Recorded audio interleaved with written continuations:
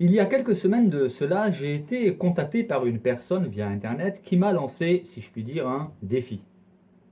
En effet, cette personne qui se dit unitarienne, je vais vous expliquer ce que c'est-à-dire qu'elle rejette la Trinité, la Sainte Trinité en laquelle nous croyons, nous les chrétiens. Eh bien, elle m'a annoncé qu'elle avait 3 versets bibliques à me soumettre et pour lesquels, pense-t-elle, ou affirme-t-elle d'ailleurs, les chrétiens sont mis en échec et mat pour démontrer la divinité de Jésus-Christ ainsi que la Trinité. En effet, les unitariens ne croient pas que Dieu est Père, Fils et Saint-Esprit. Ils affirment croire en un seul Dieu, mais ils n'ont pas la conception biblique de Dieu. Et pourtant, ils s'appuient sur la Bible.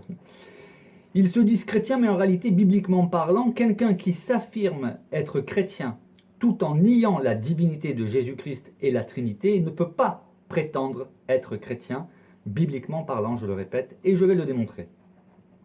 J'ai donc pensé que parmi nos auditeurs, plusieurs personnes pouvaient en être arrivées aux mêmes conclusions que notre unitarien, et ce sur la base de quelques versets bibliques mal compris.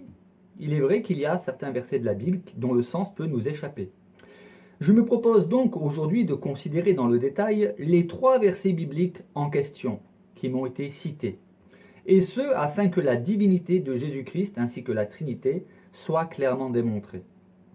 Alors pour la Trinité, je prévois une émission particulière sur ce thème, mais déjà il y a un verset qui est largement suffisant, c'est Matthieu 28, 19, qui nous dit, c'est Jésus qui s'exprime, « Allez, faites de toutes les nations des disciples, baptisez-les au nom du Père, du Fils et du Saint-Esprit. » Or le nom, c'est l'identité de la personne, au nom du Père, du Fils et du Saint-Esprit. Revenons-en aux 3 versets en question qui m'ont été soumis. Alors le premier verset qui m'a été proposé se trouve dans l'évangile de Jean, chapitre 17, le verset 3. Et qu'est-ce que j'ai pu en entendre parler de ce Jean 17, 3, puisqu'il est utilisé par plusieurs personnes pour démontrer, soi-disant, que Jésus-Christ n'est pas Dieu. Alors, nous pouvons lire ceci, donc les paroles, ce sont des paroles de Jésus qui a dit la chose suivante, dans sa prière, ce qu'on appelle la prière sacerdotale, la prière de consécration. Il s'adressait à son Père. Il dit, « Or, la vie éternelle, c'est qu'ils te connaissent, toi, le seul vrai Dieu, et celui que tu as envoyé, Jésus-Christ. » Je vais développer plus loin. Le second verset biblique se trouve dans la première lettre de Paul à Timothée, le chapitre 2 et le verset 5. Je cite, « Car il y a un seul Dieu, et aussi un seul médiateur entre Dieu et les hommes, Jésus-Christ homme. » Et enfin, le troisième verset qui, paraît-il, démontre que Jésus n'est pas Dieu et que la Trinité n'existe pas, se trouve dans la première lettre de Paul aux Corinthiens, chapitre 8, le verset 6. Je cite, « Néanmoins, pour nous, il n'y a qu'un seul Dieu, le Père, de qui viennent toutes choses et pour qui nous sommes, et un seul Seigneur, Jésus-Christ, par qui sont toutes choses et par qui nous sommes. » Alors, à première vue, si je fais une courte synthèse, avec un œil focalisateur, nous pouvons en effet penser que nous avons ici, sur la base de ces 3 versets, la démonstration que Jésus-Christ n'est pas Dieu parmi nous. Mais est-ce vraiment le cas?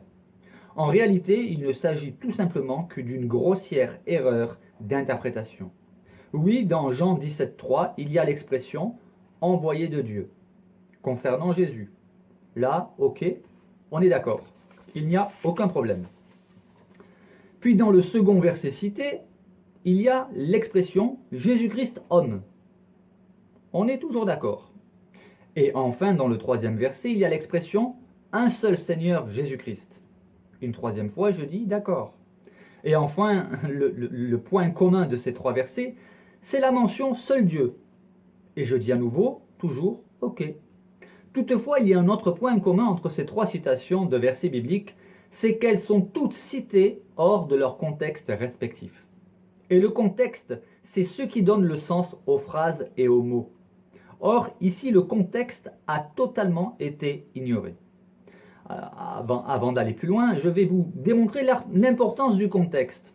J'ai déjà fait cette démonstration dans des explications apologétiques sur des vidéos sur Internet. Alors, je vais vous lire 3 extraits d'une lettre fictive, dont l'auteur est un homme, mais pas n'importe quel homme. Il s'agit d'un homme qui aime éperdument sa femme, et sa femme aime son mari d'un amour sans aucune faille. Voici donc 3 extraits de cette lettre écrite par un homme qui, je le rappelle, n'a aucun problème de couple avec sa femme. Le couple s'aime et tout va bien dans leur vie. On est d'accord? Alors allons-y et écoutez bien ces extraits. Alors, premier extrait de cette lettre d'amour que le mari a écrit à sa femme. Je n'en peux plus de toi, je ne t'aime plus. Deuxième extrait de cette lettre. Je te hais, je ne veux plus vivre avec toi. Troisième extrait. Je demande le divorce. Voilà, il s'agit de 3 courts extraits de cette lettre. Qu'en pensez-vous? La première remarque que me direz-vous, c'est que je semble avoir raconté n'importe quoi, n'est-ce pas? Puisque, qu'est-ce que je vous ai dit dès le début? Je vous ai annoncé que ce couple s'aime et n'a aucun problème de couple. Or, apparemment, d'après les extraits de cette lettre, c'est tout le contraire. Alors, on pourrait croire, se poser la question de dire, mais où est la solution? Mais où est le problème en réalité? Eh bien, le problème, c'est que j'ai lu des extraits de cette lettre en dehors de son contexte. Car, en réalité, voici le court contenu de cette lettre dans sa globalité. Voici donc ce que le mari a écrit à sa femme. Ma chérie, je t'écris en urgence car depuis que je suis arrivé à Nantes, pour mon séminaire de formation, j'ai retrouvé mon ami Lucien. Et j'ai une mauvaise nouvelle à t'annoncer, c'est que lui et sa femme vont divorcer. Il m'a montré une copie de la lettre qu'il lui a envoyée la semaine dernière, et pour te faire une idée précise, je t'en cite quelques extraits. Voici ce qu'il lui a écrit à sa femme. Je n'en peux plus de toi, je ne t'aime plus, je te hais, je ne veux plus vivre avec toi, je demande le divorce. Donc, comme tu peux le constater, ma chérie, leur couple fait naufrage. Je suis, quant à moi, impatient de te retrouver, je rentre mercredi soir, comme convenu, ton mari qui t'aime. Alors, avez-vous compris l'importance du contexte? Avez-vous compris à quel point nous pouvons être induits en erreur lorsque nous lisons des extraits de textes sortis de leur contexte? Et c'est encore plus grave si quelqu'un viendrait à utiliser les phrases de cette lettre d'amour pour démontrer que le mari n'aime pas sa femme. C'est totalement faux. Eh bien, c'est exactement la raison pour laquelle les versets bibliques cités plus haut sont incompris, car lus hors contexte. Et d'ailleurs, même sans le contexte, il y a déjà des réponses dans les textes cités, sauf que les personnes se sont focalisées, je vais le démontrer. Donc c'est ainsi que procèdent ceux qui veulent nier l'évidence de la Trinité et de la divinité de Jésus-Christ. Ce n'est pas une pratique nouvelle, hélas, mais il s'agit d'une méthode malhonnête et qui révèle un manque de méthodologie très sérieuse. À présent, je me propose donc de vous démontrer qu'en réalité, les versets bibliques cités hors de leur contexte respectif ne démontrent absolument pas que Jésus n'est pas Dieu. Je tiens aussi à dire que les personnes qui utilisent les versets de la Bible pour leur faire dire ce qu'ils ne disent pas, commettent un grand péché, car il s'agit ici d'un manque, d'une marque même flagrante, d'irrespect de la parole de Dieu. Il s'agit là d'une démarche très malhonnête et qui manifeste en réalité le peu d'intelligence spirituelle des détracteurs de la Bible. Les personnes qui veulent vous enseigner certains points de doctrine biblique sur la base de versets cités hors contexte mettent en évidence le peu de connaissances qu'elles ont en réalité. Mais surtout, elles manifestent une très mauvaise méthodologie de travail d'interprétation des textes bibliques. À présent, après cette introduction qui me paraissait absolument indispensable et nécessaire, reprenons l'un après l'autre les versets cités par ce personnage qui, en plus, m'avait annoncé que nous, les chrétiens, étions en échec et mat sur la base de ces 3 versets qu'il a cités d'ailleurs hors contexte. Je vais lui démontrer qu'il n'en est rien non seulement à lui, mais aussi à tous ceux qui procèdent comme lui, car, il faut le savoir, il n'est pas le seul personnage à agir de la sorte. Alors, le premier verset cité se trouve dans Jean, chapitre 17, verset 3. Nous y lisons « Or, la vie éternelle, c'est qu'ils te connaissent, toi, le seul vrai Dieu, et celui que tu as envoyé, Jésus-Christ. » Alors, dans ce verset, certaines personnes se focalisent sur 2 expressions particulières, les voici. « Toi, le seul vrai Dieu » et l'autre expression « celui que tu as envoyé ». Mais qui est ce seul vrai Dieu? La réponse est simple. Dieu le Père. Et qui est celui que tu as envoyé? L'expression « celui que tu as envoyé ». Réponse, c'est Jésus-Christ, le Fils unique venu du Père. Jésus-Christ n'est pas un fils de Dieu par adoption, comme le sont les chrétiens d'ailleurs, non. Jésus-Christ n'est pas non plus un fils de Dieu comme sont appelés les anges dans certains textes bibliques, non. Jésus-Christ est le Fils unique de Dieu. Il faut, pour bien comprendre cela, interpréter la Bible par la Bible. Et je dirais même par l'ensemble de la Bible. C'est très important. C'est-à-dire tenir compte de tous les autres textes et versets bibliques qui parlent de l'identité de cet envoyé de Dieu. Car il ne s'agit pas d'un envoyé quelconque, ni d'un simple prophète. Et l'apôtre Jean a clairement expliqué qui est cet envoyé de Dieu. Il est la parole de Dieu faite chair. Vous pouvez lire cela dans l'évangile de Jean, au chapitre 1 et le verset 14. Mais elle a été faite chair de quelle manière, cette parole de Dieu? Eh bien, la réponse est simple, la parole de Dieu est devenue homme, c'est-à-dire chair, par l'incarnation. C'est-à-dire qu'elle a pris forme humaine, cette parole de Dieu. Oui, d'accord, mais comment est-elle devenue humaine, cette parole de Dieu? Par quel procédé? Eh bien, la réponse est simple, une fois de plus, par la conception de l'Esprit de Dieu dans le ventre de Marie.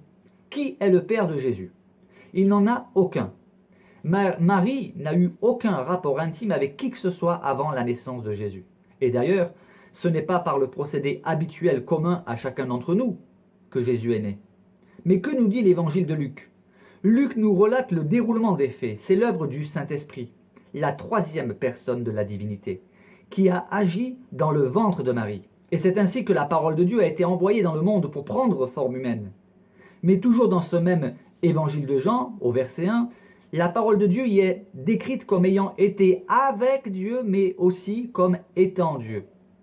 En effet, nous lisons, au commencement était la parole, et la parole était avec Dieu, et la parole était Dieu. Voilà qui est cet envoyé dont Jésus parle dans Jean 17,3. C'est lui-même, la parole de Dieu faite chair.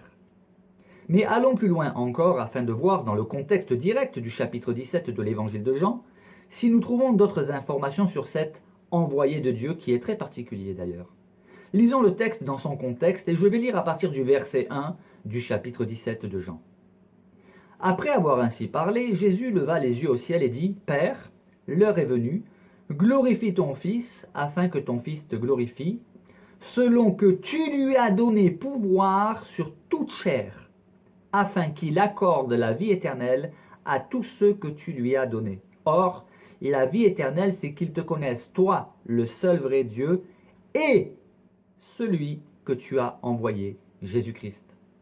Je t'ai glorifié sur la terre, j'ai achevé l'œuvre que tu m'as donnée à faire. Et maintenant, toi, Père, glorifie-moi auprès de toi-même de la gloire que j'avais auprès de toi avant que le monde soit. » Ici, au verset 2, nous lisons que c'est au Père que Jésus s'adresse, à son Père. Nous lisons au verset 2 que son Père lui a donné pouvoir sur toute chair.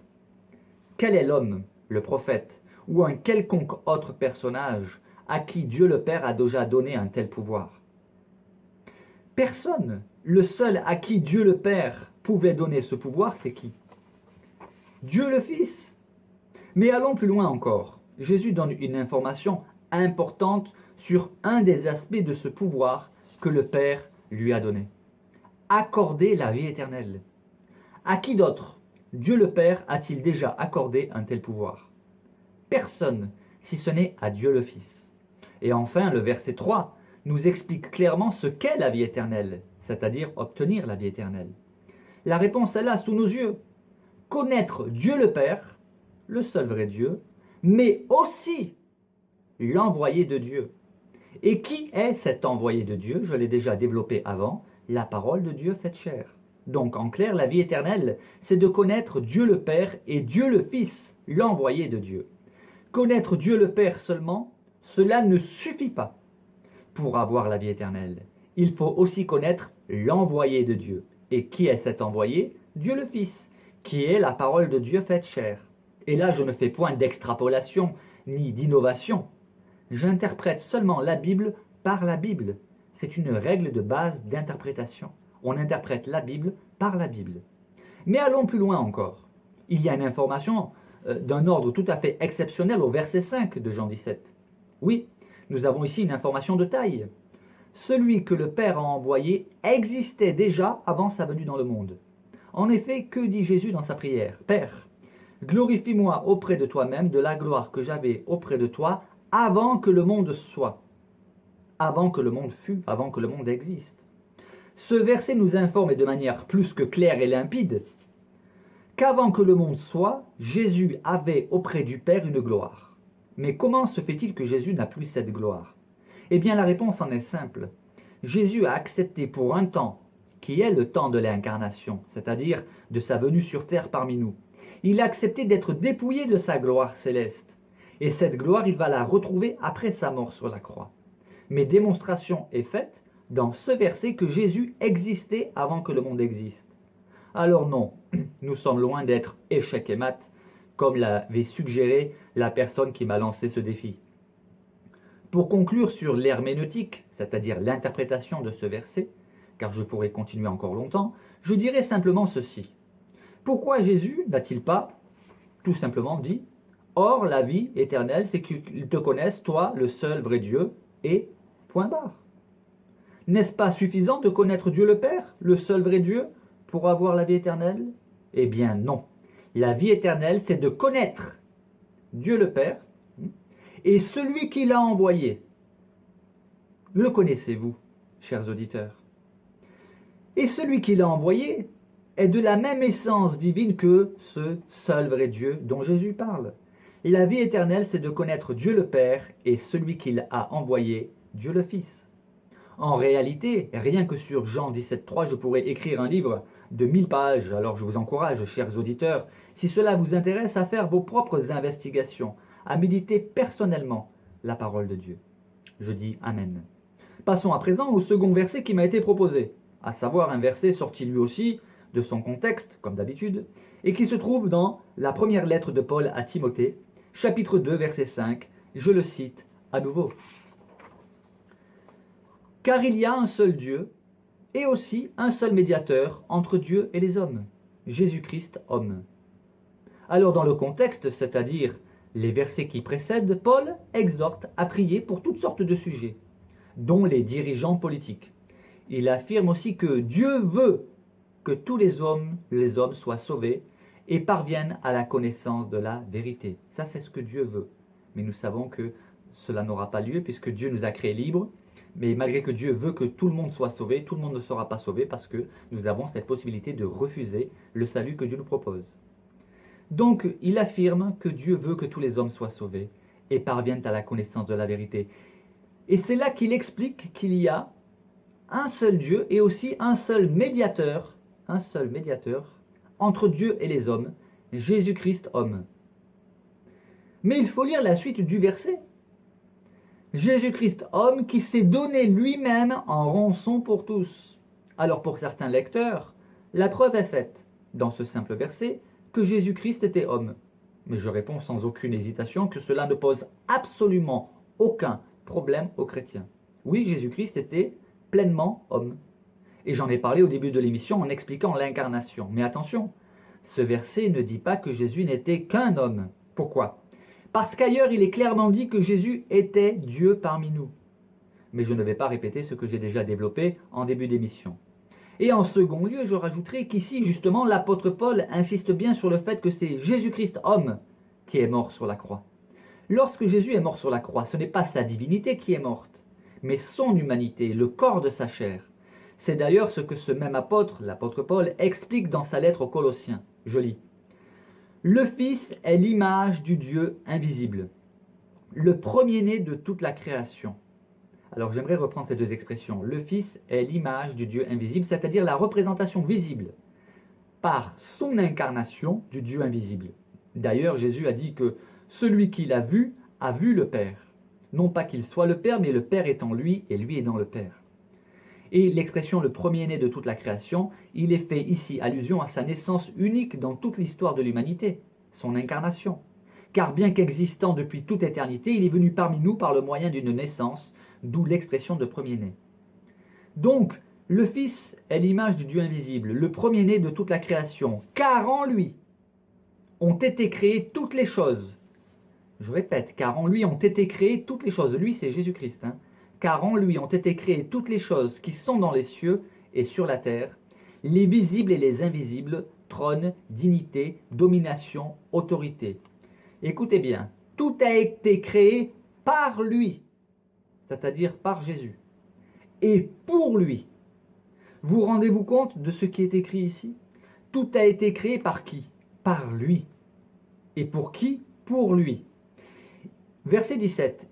Il est avant toute chose, dans Colossiens, il est avant toute chose. Et toute chose subsiste en lui. Et là, réalisons-nous ce qui est dit de Jésus. Il est avant toute chose. Il est la tête du corps de l'Église. Ici, nous avons bien la preuve que c'est bien de Jésus dont il est question. Il est le commencement, le premier-né d'entre les morts. C'est clair. Afin d'être en tout le premier, car Dieu a voulu faire habiter toute plénitude en lui. Dieu, c'est le Père. Car Dieu a voulu faire habiter toute plénitude en lui. Il a voulu, par lui, tout réconcilier avec lui-même, tant ce qui est sur la terre que ce qui est dans les cieux, en faisant la paix par lui, comment? Par le sang de sa croix. Et vous qui étiez autrefois étrangers et ennemis par vos pensées et par vos mauvaises œuvres, il vous a maintenant réconciliés par sa mort dans le corps de sa chair. Et enfin, ce verset 21 qui est plus qu'explicite et manifeste clairement que c'est bien du corps de sa chair dont il est question. C'est le corps de sa chair qui a été sacrifié. C'est Jésus dans sa chair, l'humanité de Jésus qui est morte à la croix, mais qui est ressuscitée aussi. Donc oui, Jésus-Christ homme, c'est-à-dire dans son humanité, est mort. Et c'est cette mort qui a permis la réconciliation entre les humains pécheurs et Dieu. Le sacrifice du corps de Jésus-Christ, du corps de sa chair, voilà, c'est cela qui a permis cette réconciliation. Et ce corps est ressuscité. Donc l'expression Jésus-Christ homme ne pose absolument aucun problème pour quiconque a compris l'incarnation et la mission de Jésus-Christ. Mais il est vrai qu'il faut de l'intelligence spirituelle pour comprendre ces choses. Et malheureusement, certaines personnes n'ont pas cette intelligence spirituelle. L'apôtre Paul a expliqué que les personnes, l'homme naturel, c'est-à-dire livré à lui-même, en utilisant uniquement son intelligence, ne peut pas concevoir les choses de l'Esprit de Dieu, car elles sont une folie pour lui, et il ne peut les connaître parce que c'est spirituellement qu'on en juge. Mais cette intelligence spirituelle, Dieu la donne à quiconque veut connaître la vérité et fait l'effort d'étudier la Bible avec sérieux. Mais pour ceux qui utilisent la Bible pour lui faire dire ce qu'elle ne dit pas, pour tous ceux qui font pire, qui tordent le sens des Saintes Écritures, alors ces personnes continueront à se heurter à la parole de Dieu. Elles auront beau étudier, elles se tromperont dans leurs conclusions. Car elles manifestent dès le départ non pas une soumission aux Saintes Écritures, mais elles manifestent au contraire des a priori et des présupposés concernant les Saintes Écritures bibliques. Et c'est ainsi qu'elles vous sortent des versets qu'elles ne comprennent pas, sortis de leur contexte, et s'induisent en erreur elles-mêmes, mais induisent aussi beaucoup d'autres personnes qui les écoutent. Elles les induisent dans les mêmes erreurs. À présent, pour ne pas dépasser le temps imparti à l'émission, j'aimerais passer au dernier verset qui m'avait été cité, comme démontrant que Jésus n'était qu'un homme et non Dieu. Voici donc, première lettre de Paul aux Corinthiens, chapitre 8, le verset 6. Je cite. « Néanmoins, pour nous, il n'y a qu'un seul Dieu, le Père, de qui viennent toutes choses, et pour qui nous sommes, et un seul Seigneur, Jésus-Christ, par qui sont toutes choses, et par qui nous sommes. » Par qui sont toutes choses? Ici encore, il s'agit d'un verset sorti de son contexte. Replaçons-le alors dans son contexte afin d'en bien saisir le sens. Je vais donc lire à partir du verset 4 et jusqu'au verset 6 de la première lettre de Paul aux Corinthiens, chapitre 8 toujours. Voici ce qu'a écrit l'apôtre Paul. « Pour ce qui est donc de manger des viandes sacrifiées aux idoles, nous savons qu'il n'y a point d'idole dans le monde, et qu'il n'y a qu'un seul Dieu. Car s'il est des êtres qui sont appelés dieux, avec un petit d, soit dans le ciel, soit sur la terre, comme il existe réellement plusieurs dieux, toujours avec un petit d, un Dieu, et plusieurs seigneurs, néanmoins pour nous, il n'y a qu'un seul Dieu, le Père, de qui viennent toutes choses et par qui nous sommes, et un seul Seigneur Jésus-Christ, par qui sont toutes choses, et par qui nous sommes. » Nous retrouvons la même expression que pour Dieu le Père. Ici, le contexte est clair et limpide. L'apôtre Paul aborde le sujet des viandes sacrifiées aux idoles, expliquant qu'en réalité, même si dans les croyances païennes de l'époque, il existait plusieurs divinités, donc des idoles, l'apôtre Paul affirme qu'en réalité, et en contraste pour les chrétiens, il n'existe qu'un seul Dieu, le Père. Mais s'arrêter ici à cette simple déclaration serait une grave erreur, car la suite du verset est formidablement éloquente et nous renseigne une fois de plus sur l'identité de Jésus-Christ, qui est appelé Seigneur. Et à la fin du verset 6, nous apprenons, une fois de plus, que c'est par lui, Jésus-Christ, que sont toutes choses, et que nous sommes par lui. L'expression « nous sommes par lui » est aussi traduite par « nous vivons par lui » ou encore « par qui nous existons ». Alors pour conclure, je dirais que dans les 3 textes qui m'ont été cités, le problème réside dans ce que j'appelle le focus. C'est-à-dire que les personnes qui pensent que sur la base de ces versets, elles ont la preuve que Jésus n'est pas Dieu, commettent une grave erreur de focalisation. Elles se sont arrêtées sur des expressions, des déclarations sorties de leur contexte, pour y voir ce qu'elles voulaient y voir, tout en ignorant d'autres versets qui nous apportent d'autres éléments complémentaires, qui peuvent nous éclairer de manière globale et non d'une manière restrictive.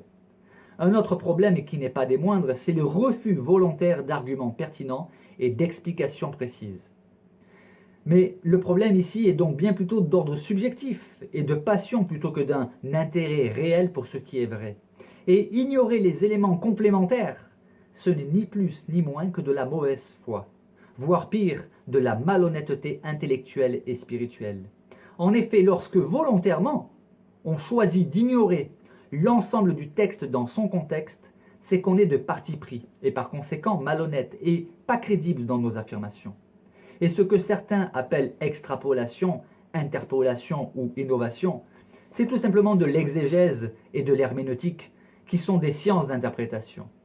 En effet, il y a certaines personnes qui, devant des arguments pertinents face à des explications claires, refusent malgré tout vos explications en sortant leur argument phare, en disant « ton explication est une extrapolation, une innovation ».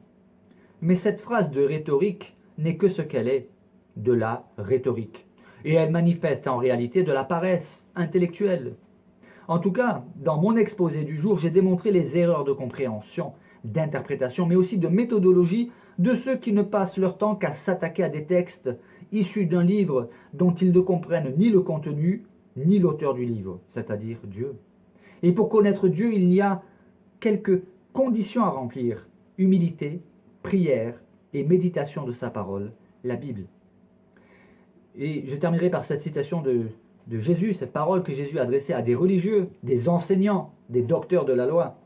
Il leur a dit « Vous êtes dans l'erreur, parce que vous ne comprenez ni les Écritures, ni la puissance de Dieu. » Voilà, ce sera tout pour aujourd'hui. Je vous encourage à méditer sur ces textes que j'ai